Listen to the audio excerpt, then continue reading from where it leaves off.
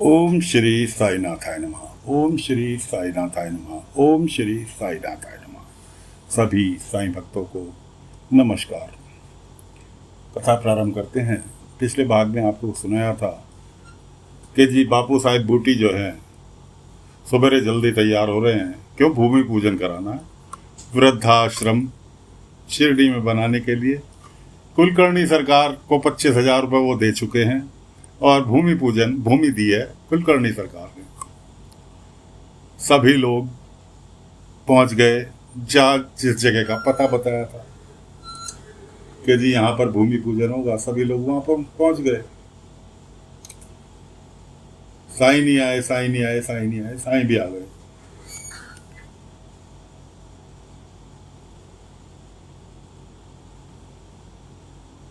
कि जी भूमि पूजन स्टार्ट करो। बाबा ने कहा साईं भूमि पूजन तो आप ही के हाथों होगा, लेकिन मेरा मित्र जिसने जमीन दान की है उसका आना बाकी है। वो क्यों नहीं आया अभी तक?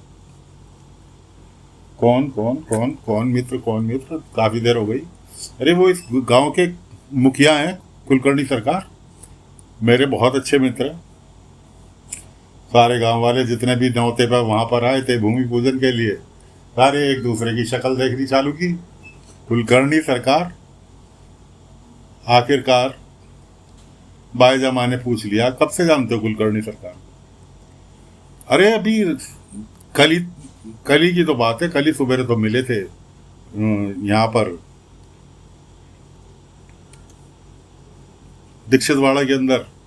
मैं बाहर ही बैठा था और कल ही मिले थे।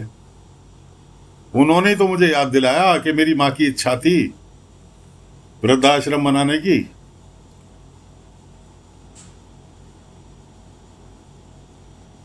गांव वाले फिर एक दूसरे की मुंह देखने लगे।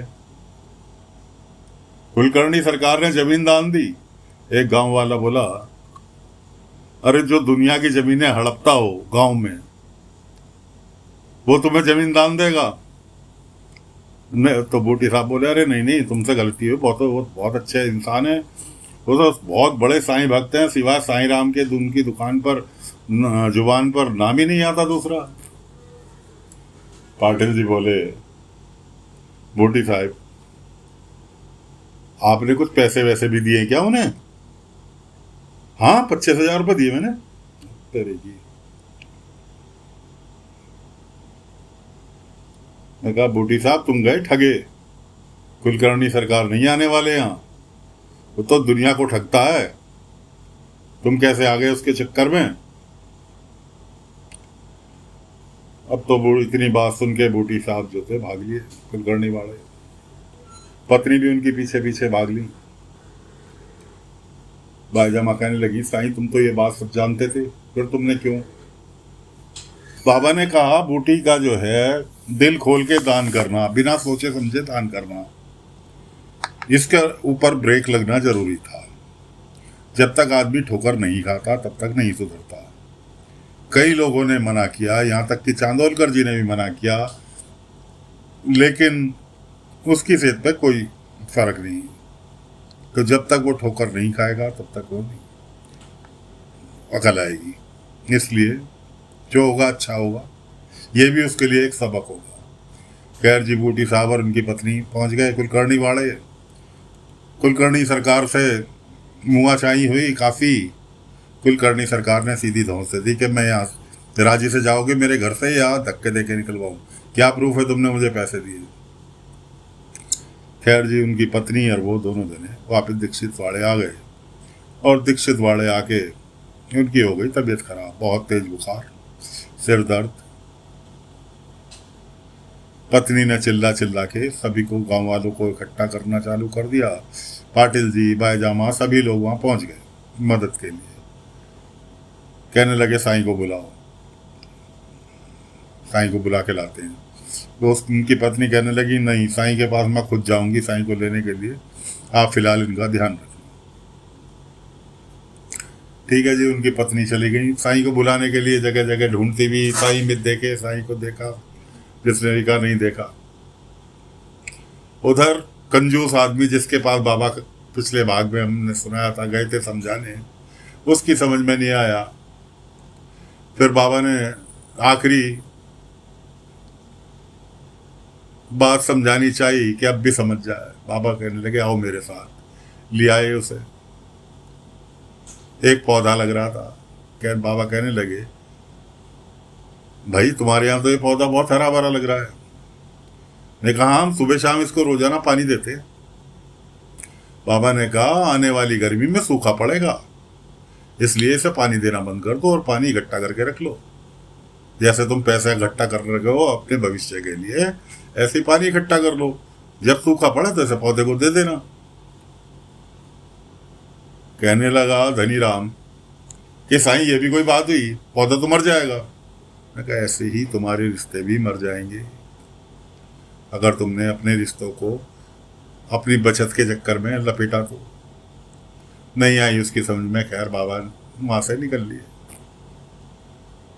बाबा वहां से निकल लिए। पीछे से किसी का वो हार बना रहा होगा, वो हार कहीं कपड़े लत्तों में छुप गया।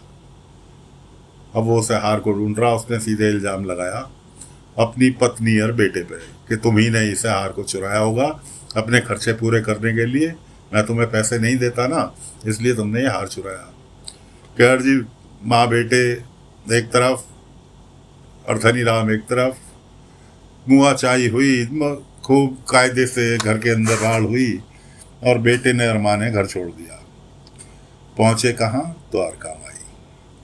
उधर द्वारका माई के लिए लोग निकल लिए कि हमें नहीं रहना तुम्हारे साथ घर में। उधर बूटी साहब की पत्नी जो थी वो बाबा को ढूंढते हुए पहुंची द्वारका माई के साईं मेरे से ये हो गया, मेरे से पत्थर टूट गया। बाबा ने कहा इन सब बातों का टाइम नहीं है, फिलहाल तुम्हारे पति को ठीक होना जरूरी है। साईं जल्दी चलो। बाबा ने कहा फिलहाल चलूंगा लेकिन कुछ काम कर रहा हूँ, ये काम जरूरी है। कंकड़ बीन रहे थे बाबा एक मट्टी के बर्तन में द्वारका माई के बाहर। कहने लगे साईं जिंदगी मौत का सवाल है, कंकड़ तो बाद में भी। बाबा ने कहा नहीं, ये काम बहुत जरूरी है, चाहो तो तुम भी मेरी मदद कर सकती हो, ये काम पूरा हो जाए मैं तुरंत चल रहा हूँ। इतने तुम्हारी पति के लिए दवाई की भी व्यवस्था हो जाएगी। कहने लगी ठीक है साईं मैं मदद कर रही हूँ। उसने बाबा के साथ कंकड़ चुगने में मदद की और घड़ियाँ भर गई। छोटी सी मटकी थी, वो कंकड़ों से भर गई। बाबा ने उसका मटकी के ऊपर कपड़ा बांधा और हाथ में लेके चल दिए कि चलो तुम्हारे पति की दवाई का भी व्यवस्था हो गई, अब चलो तुम्हारे पति को देख। बाबा पहुंचे दीक्षित वाड़ा।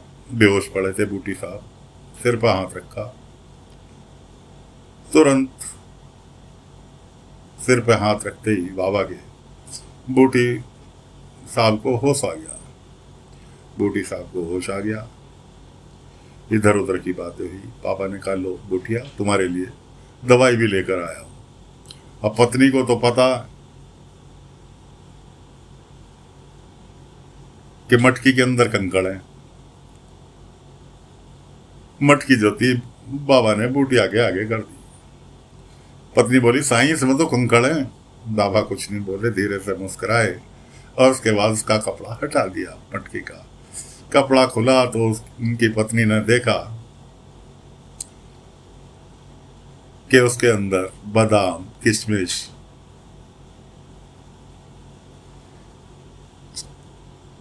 पिस्ता, काजू, ये 4 तरह की मेवा थी। बाबा ने कहा एक एक पीस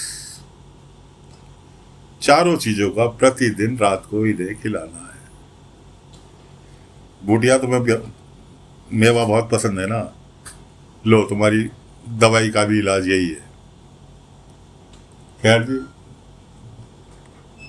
उसके बाद बाबा वहां से निकल चलते चलते बाबा कहते गए कि शाम को द्वारका माई में कीर्तन है, सभी लोग वहां पहुंचे। सभी के चेहरों पर खुशी छा गई कि द्वारका माई का कीर्तन तो स्पेशल होता था। बाबा वापस द्वारका माई में पहुंच गए। उधर कुलकर्णी को पता थी कि बूटी को क्या रोग है। वहाँ वो अपना जिक्र कर रहा है कि साईं ने उसे मेवा दी खाने के लिए खबर पहुंच गई उसके आदमियों के द्वारा कि ऐसे ऐसे यहाँ से जाने के बाद बूटी को बुखार आ गया और बूटी को साई मेवा देकर आए गड़िया में। उन्होंने कहा वो तो उसके लिए जहर है, मर जाएगा। चलो अच्छी बात है, इस बहाने फकीर को निकालने का मौका मिलेगा। बाबा द्वारका माई में बैठे थे, चर्चा कर रहे थे। तभी बाईजामा ने पूछा, साईं आखिर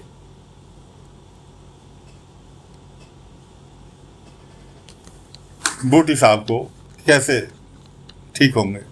बाबा ने कहा, बूटी है कृष्ण भगवान का भक्त। क्यों? हर किसी की नज़रों में था कि इलाज के लिए बाबा ने मेवा दी, मेवा से कैसे इलाज होगा? बाबा ने कहा, बूटी है कृष्ण भगवान का भक्त, और भक्ति में जब ही मन लगता है जब मन को शांति मिले। तो आज के यहाँ पर हुए हुए भजन की आवाज़ बूटिया के गानों में पड़ेगी तो उसका मन शांत होगा। बाकी दी हुई मेरी मेवा अपना दवाई का असर करेगी। तो अभी साथियों कीर्तन प्रारंभ होना बाकी है और कथा को हम विराम दे रहे हैं। आगे की कथा अगले अंग में लेकर फिर हाजिर होंगे। तब तक के लिए आज्ञा दीजिए। ओम साई राम, ओम साई राम, ओम साई राम, ओम